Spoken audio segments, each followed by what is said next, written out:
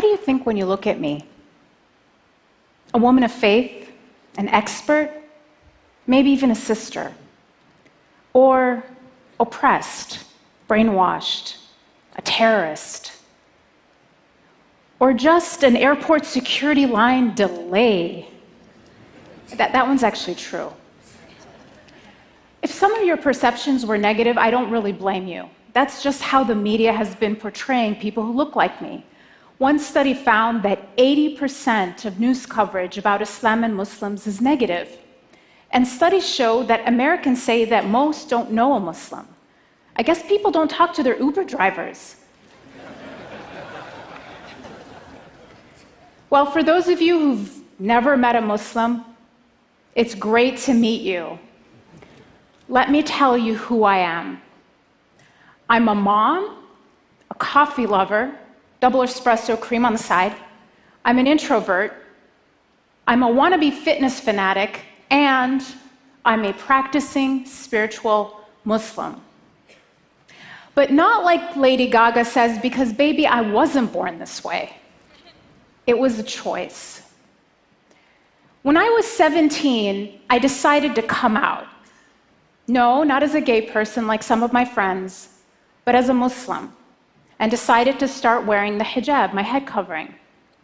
My feminist friends were aghast. Why are you oppressing yourself? The funny thing was, it was actually, at that time, a feminist declaration of independence from the pressure I felt as a 17-year-old to conform to a perfect and unattainable standard of beauty. I didn't just passively accept the faith of my parents. I wrestled with the Quran. I read and reflected and questioned and doubted and ultimately believed. My relationship with God, it was not love at first sight. It was a trust and a slow surrender that deepened with every reading of the Quran. Its rhythmic beauty sometimes moves me to tears. I see myself in it. I feel that God knows me. Have you ever felt like someone sees you, completely understands you, and yet loves you anyway? That's how it feels. And so later, I got married, and like all good Egyptians, started my career as an engineer. I later had a child after getting married, and I was living essentially the Egyptian-American dream. And then that terrible morning of September 2001. I think a lot of you probably remember exactly where you were that morning. I was sitting in my kitchen, finishing breakfast, and I look up on the screen and see the words breaking news. There was smoke, airplanes flying into buildings, people jumping out of buildings. What was this?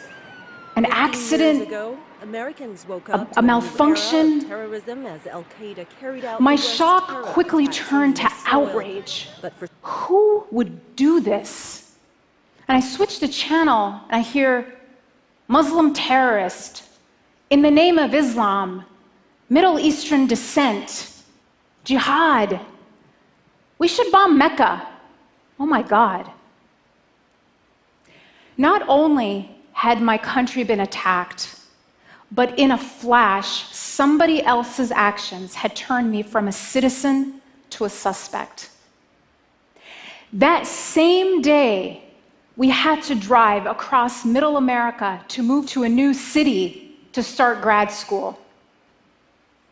And I remember sitting in the passenger seat as we drove in silence, crouched as low as I could go in my seat for the first time in my life, afraid for anyone to know I was a Muslim.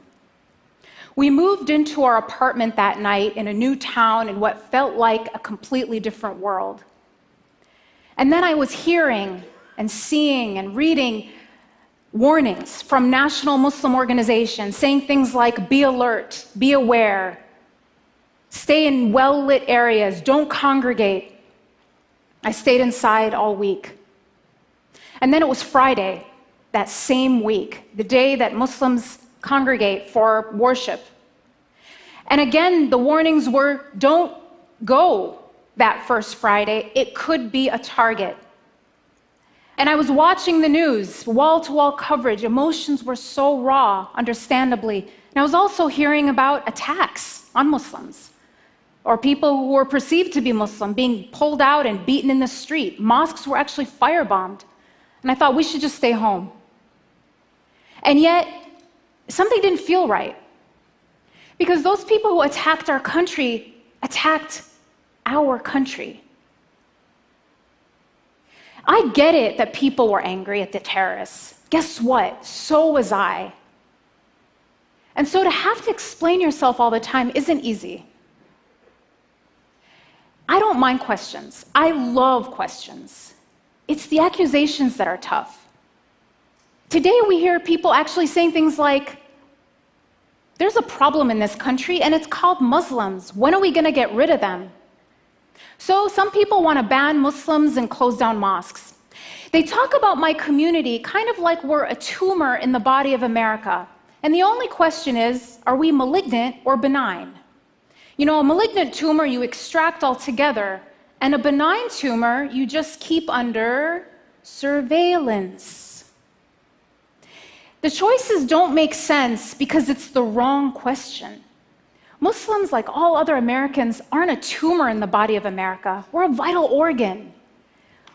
Thank you.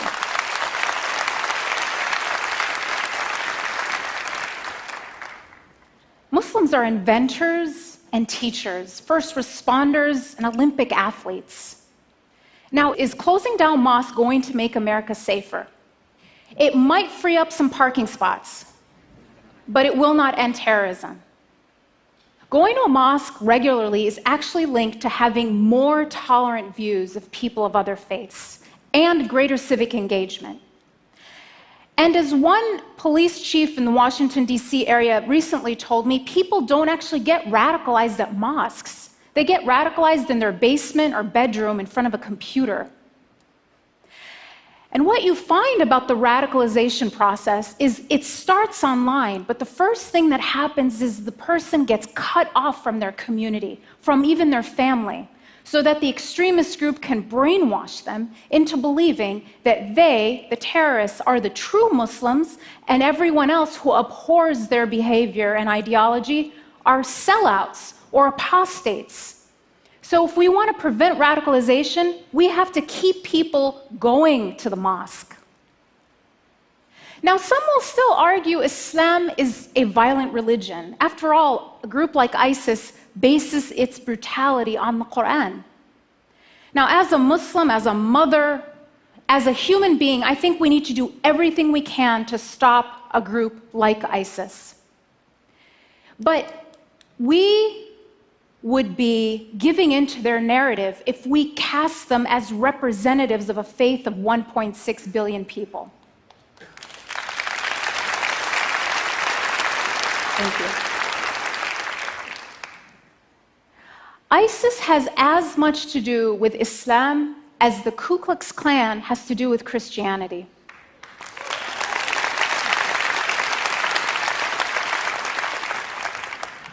Both groups claim to base their ideology on their holy book. But when you look at them, they're not motivated by what they read in their holy book.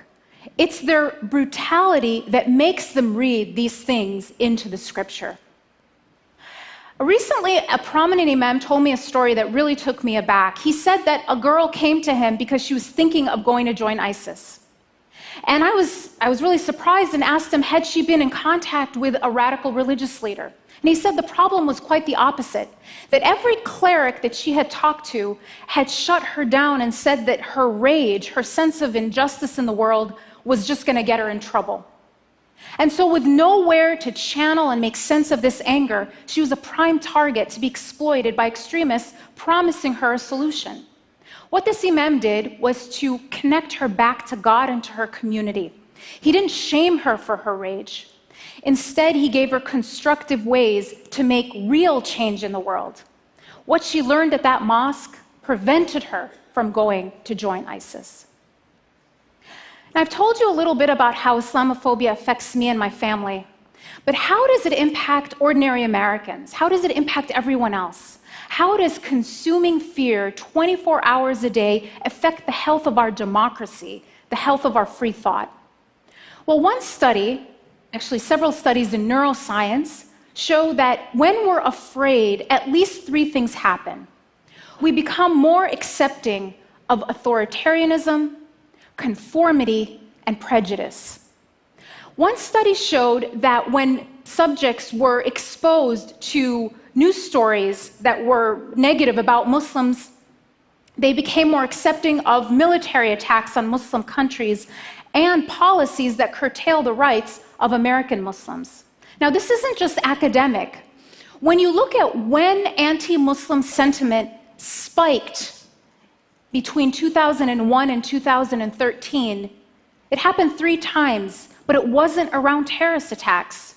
It was in the run-up to the Iraq War and during 2 election cycles. So Islamophobia isn't just the natural response to Muslim terrorism as I would have expected. It can actually be a tool of public manipulation, eroding the very foundation of a free society, which is rational and well-informed citizens. Muslims are like canaries in the coal mine. We might be the first to feel it, but the toxic air of fear is harming us all.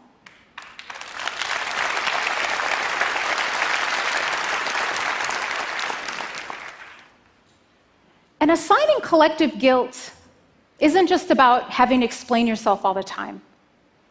Dia and his wife, Yusr, were a young married couple living in Chapel Hill, North Carolina, where they both went to school. Dia was an athlete, and he was in dental school, talented, promising. And his sister would tell me that he was the sweetest, most generous human being she knew. She was visiting him there, and he showed her his resume, and she was amazed. She said, "When did my baby brother become such an accomplished young man?" Just a few weeks after Suzanne's visit to her brother and his new wife, their neighbor, Craig Stephen Hicks, murdered them, as well as Yusra's sister Roseanne, who was visiting for the afternoon, in their apartment, execution style, after posting anti-Muslim statements on his Facebook page. He shot Dia 8 times. So bigotry isn't just immoral, it can even be lethal. So back to my story. What happened after 9/11? Did we go to the mosque or did we play it safe and stay home? Well, we talked it over, and it might seem like a small decision, but to us it was about what kind of America we wanted to leave for our kids. One that would control us by fear, or one where we were practicing our religion freely. So we decided to go to the mosque, and we put my son in his car seat, buckled him in, and we drove silently and tensely to the mosque. And I took him out, I took off my shoes, I walked into the prayer hall. And what I saw made me stop. The place was completely full. And then the imam made an announcement thanking and welcoming our guests, because half the congregation were Christians, Jews, Buddhists, atheists, people of faith and no faith, who had come not to attack us, but to stand in solidarity with us.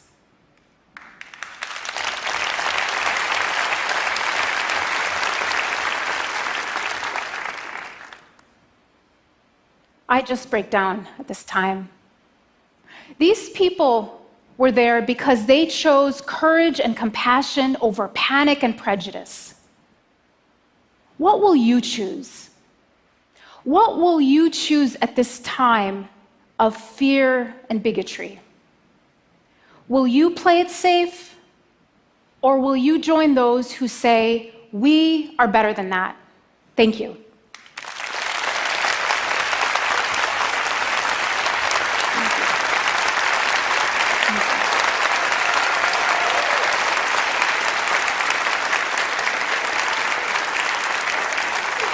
Thank you so much.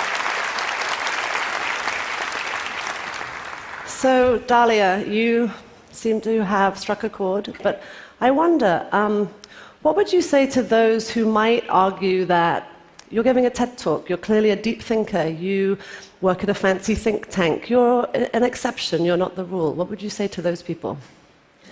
I would say, don't let this stage distract you. I'm completely ordinary. I'm not an exception. My story is not unusual. I am as ordinary as they come. When you look at Muslims around the world, and I've done this, I've done the largest study ever done on Muslims around the world. People want ordinary things. They want prosperity for their family, they want jobs, and they want to live in peace. So I am not in any way an exception. When you meet people who seem like an exception to the rule, oftentimes it's that the rule is broken, not that they're an exception to it. Thank you so much. Thank you so much. Dalia Mogahed. Thank you.